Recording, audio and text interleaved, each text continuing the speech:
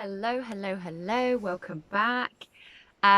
Today I wanted to take you back to base, okay? And basically explain how self-awareness is the whole point of this thing, okay? So the reason why we're talking about our thoughts, our emotions, our ego is because of self-awareness. Um, Now, self-awareness is the conscious understandings of how we operate internally. Okay, what makes us tick, what is our desire, what we truly want. That is self-awareness. It's the journey of going in. um Now, the way things have been set up and the way we live in the world at the moment, we tend to live in a very externally validated way. Okay, we seem to think we are the things we own or the people we are on the outside. It's like, okay, so what do you have? What kind of education do you have? What kind of school? What kind of house? Who do you have next to you? And we validate ourselves on the things we have external to us. Okay, this is not who we are. It's things we have. um, and everything is very externally driven, you know. And when you put the ego into that mix, it's a thing of, oh well, he's got a little bit more than me, I've only got this much, so my chances of survival have gone down. Oh, fear creeps in, and I've got to fight to get to the top or better than that guy. And it's kind of like a spiral of a never ending more, and isn't necessarily what brings joy, or is not a peaceful place to reside in, within ourselves. So what does it mean to take the journey within? Now, previously I thought I was taking the journey within, because it wasn't done at a conscious level, at an objective level. Okay, I was going, okay, these are my strengths, these are my weaknesses, if I have that then I'll be happy. It was still externally validated. It was still externally driven. Only when I truly began to observe what's going on inside did I realize that fulfillment isn't found outside. Joy, harmony, peace isn't outside. And we never get enough time to look inside and, bring awareness to ourselves and what makes us tick and what drives us, truly. Um, so it was only when I consciously began to observe myself, like we talked about, observing my emotions. What is the message I'm trying to give?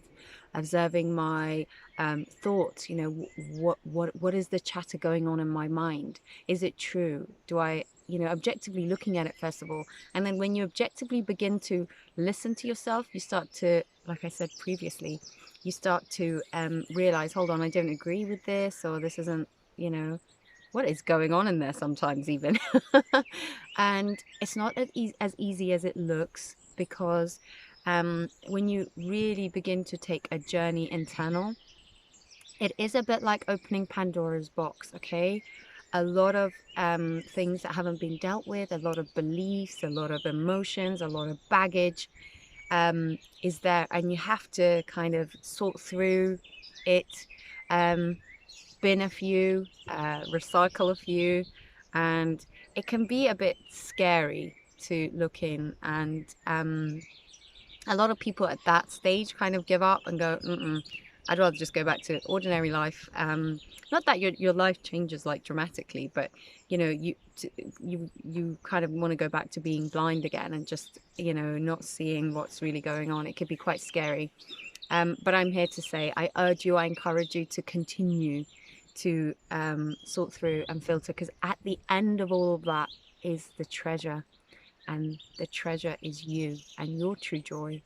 And when you begin to honor your true self instead of suppressing it, which is what we do in day to day, I really want this, but no, I'm going to suppress that to please other people, or to fit in and belong, because we have this idea that we're separate from everything, whilst we're in this form, and belonging is important to us. And so we suppress our true feelings in order to fit in with everything, and to get that validation.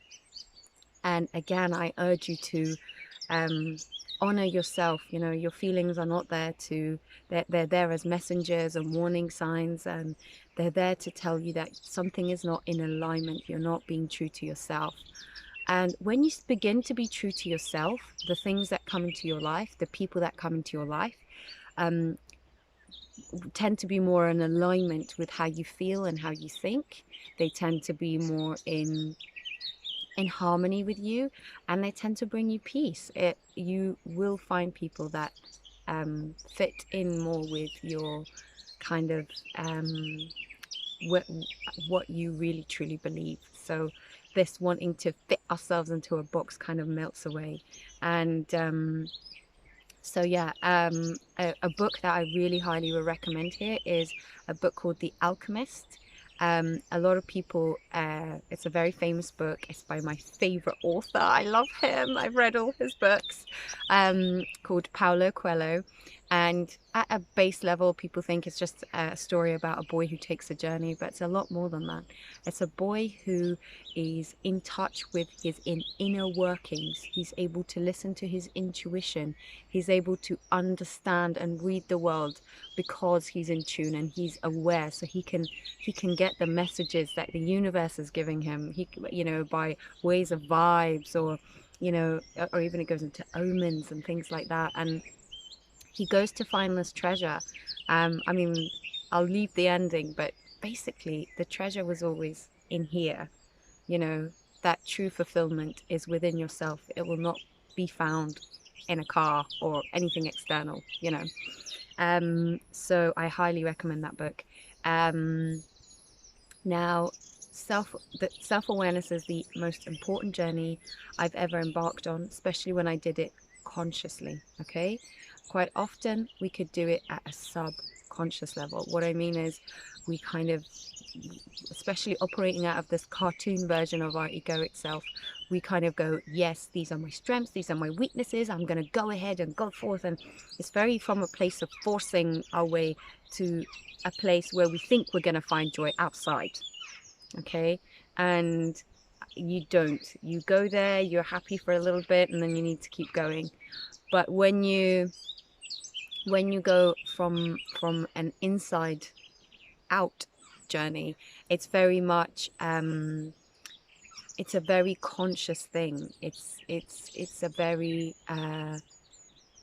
it's, I mean, it's hard to explain because it's a very joyous, it's a very effortless, it's a very harmonious place when you take steps in what you, who you truly are.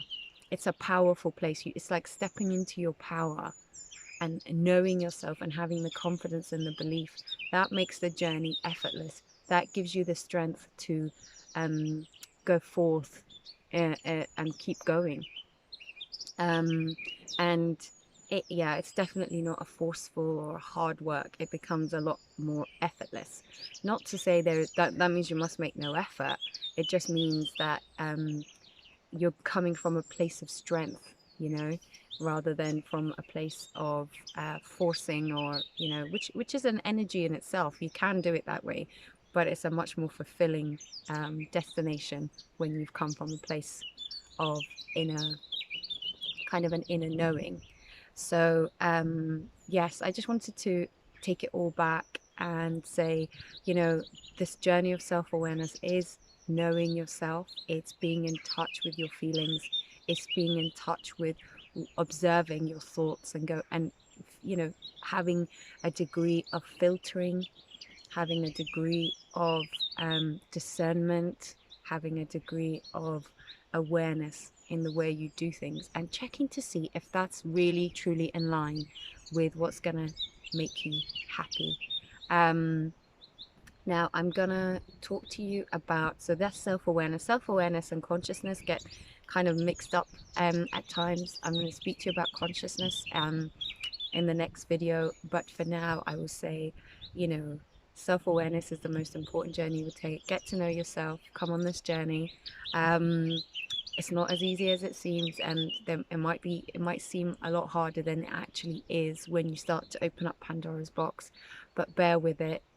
Keep observing, keep checking in, Keep being aware of what's going on inside of yourself. So thank you for listening and hope you have a lovely day. I'll catch you in the next video. Bye.